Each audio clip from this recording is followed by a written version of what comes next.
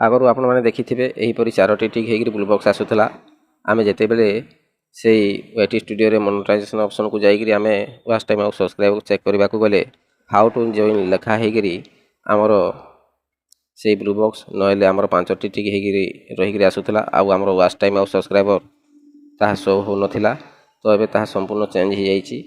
तो एबे आमे देखिबा आउ जानिबा जे एई अपडेट टी कोन। तो एई अपडेट टी हला बहुत खुशी र खबर। तो आमे एठी पुणी थरे आमे चेक करि पारिबा हमर सब्सक्राइबर वाच टाइम को।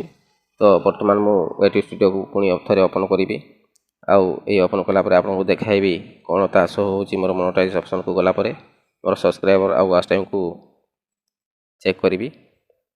तो मु एबे टच कली तो टच कला परे मु तळको स्क्रॉल करिकि देखिबी एबे स्क्रॉल कला परे हमर देखि पारुथबे मोर सब्सक्राइबर आउ वाच टाइम एबे शो हेगला। आउ एक ठीक खुशी खबर जे हला कि शॉर्ट रिव्यू एठी आमे चेक करि परिबा हमर शॉर्ट रिव्यू केते गला बले एठी जानि परिबा आगरु यहा शो हो नथिला।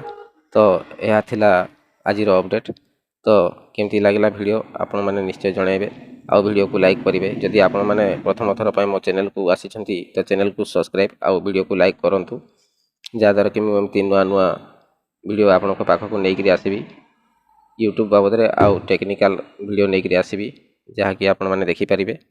तो डेरी न करी मो चैनल को सब्सक्राइब कर दियंतु आउ बेल आइकन को दबाई के रखंतु जा द्वारा कि मु एमती नुआ वीडियो आपण को पाखो को नेइकरि आसीबी।